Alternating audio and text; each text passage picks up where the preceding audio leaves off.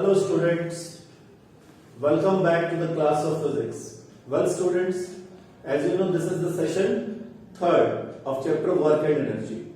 In session 2 we studied about kinetic energy, correct? And today in 3rd session we will continue with potential energy, correct? As I told you that kinetic energy and mechanical energy, potential energy, together they are known as mechanical energy. So kinetic energy we have already studied and today we will study about potential energy. But before going to the potential energy, let us see some examples. See, take a rubber band, hold it at one end and pull from the other. The band stretches. आप एक rubber band लीजिए, you just put one end of that rubber band and stretch the other one. Correct? And now to stretch it, we do some work. Rubber band को stretch करने में हमें क्या करना पड़ेगा? Some work, and this work done gets stored in the rubber band in the form of energy. कौन सी energy में स्टोर हुआ? That will talk later on. Correct? Now see the next example. Take a toy car. बच्चों की toy car लीजिए. Wind it using the key. आप इसकी चाबी भरिए. विंड इट यूजिंग द की. When we wind up the spring of a toy car by using a winding key, then some work is done. जब आप उसकी चाबी भर रहे हैं, correct? Then you are doing some work, and this work gets stored in the spring in the form of energy. Fine. One more example we are taking. Lift an object to a certain height. आप कोई भी एक object लें. Suppose the suitcase is lying on the ground. You just lift it. Correct? When you lift it, then some work is done. Correct? And this work done gets stored in this object. अगर वो suitcase है तो suitcase में in the form of energy. Correct? तो इन सब तीनों cases में आपने देखा कि we are doing some work and that work then gets stored in the object in the form of energy. Correct? अब ये कौन सी एनर्जी है? That we see the energy possessed by a body by the virtue of its position, shape or size, that is called potential energy. किसी भी object में अगर उसकी पोजीशन, शेप या साइज की वजह से कोई एनर्जी है, then that is called potential energy. अब यहां देखिए, यहां पर आपने रबर बैंड को स्ट्रेच किया, आपने उसकी शेप चेंज कर दी, and that rubber band possesses potential energy. Correct? तो आपने यहां पर जो रबर बैंड में एनर्जी है, that is because of its shape. आप उस शेप को चेंज कर दिया. तो आपने देखा होगा वो रबर बैंड अगर हम यूं छोड़ें तो किसी को लगे तो उसे चोट पहुंचाएगा, because now it has energy in it. अब इसमें पोटेंशियल एनर्जी है जिसकी वजह से ये वर्क करेगा. फाइन. नाउ सी, उसके बाद देखिए आप यहां पर टॉय कार, यहां पर आपने स्प्रिंग को विंड किया. ठीक है? आपने उसकी पोजीशन चेंज कर दी, विंडिंग कर दी. तो उसके बाद जब आप इसमें एनर्जी स्टोर्ड हो गई और अब आप इसे छोड़ेंगे तो it will, this toy car will run. Correct? और यहां पर if an object is lying on the ground, we lift it. When we lift it, some work is done and this work gets stored in this object due to its position.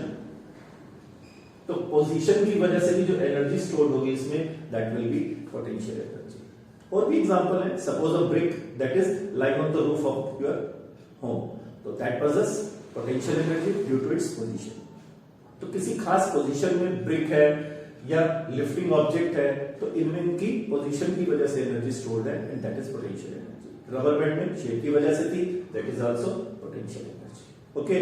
तो potential energy, अब हम इसका formula derive करेंगे, formula for potential energy, and that will help us to solve the numerical problem. Okay? See, now we will derive the formula for potential energy. See, suppose an object of mass m is raised to a height h above the surface of ground. आप कोई भी object ले लीजिए, मान लिया उसका मास m है, and we raise it to a height h above the surface of ground. Correct? Now a force is required to do so. अपने आप तो वो ऑब्जेक्ट उठकर ऊपर नहीं आएगा, some force is required. अब वो फोर्स कितनी चाहिए, इसे चीज को ध्यान से सुनिएगा. Listen me carefully. When you lift an object against gravity, जब आप ग्रेविटी के अगेंस्ट उसे रेज कर रहे हैं, to raise it some force is required. and the minimum force required is equal to the weight of the object. कम से कम जो फोर्स चाहिए उस ऑब्जेक्ट को रेज करने के लिए वो उस ऑब्जेक्ट के वेट के बराबर होनी चाहिए, और ऑब्जेक्ट के वेट का फॉर्मूला क्या है, mg, that we have already studied in the chapter gravitation. Correct. Now the object, when you raise it, you do some work, and when you do some work, then that work gets stored in the object in the form of potential energy.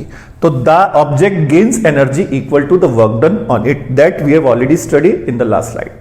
Now let the work done on the object against gravity. अब उस object को उठाने में जो हमने gravity के against work किया है वो कितना होगा, work is equal to force into displacement. तो force, I told you, the minimum force required to lift that object is equal to the weight of the object. तो वेट का formula यहां लगा दीजिए mg, और हमने उसे कितना ऑब्जेक्ट को हाइट रेज किया था, हाइट h तक, तो डिस्प्लेसमेंट की जगह h लगा दीजिए।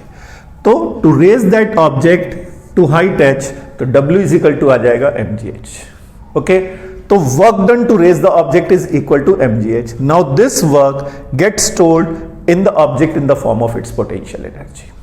तो the object gains potential energy equal to the work done on it. तो potential energy, E stands for energy and P for potential. तो potential energy का फॉर्मूला क्या हो गया, mgh। करेक्ट।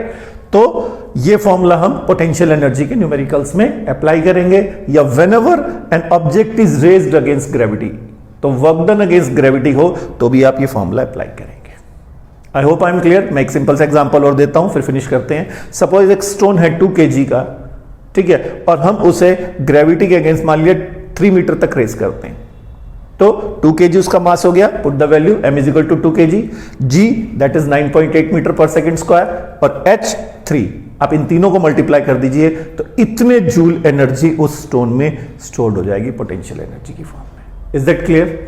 तो नाउ अब नेक्स्ट सेशन में हम देखेंगे energy transformation. Energy can be changed और transferred from one form to other, that will study in the next session. Okay, till then bye bye, thank you very much, stay safe, stay at home.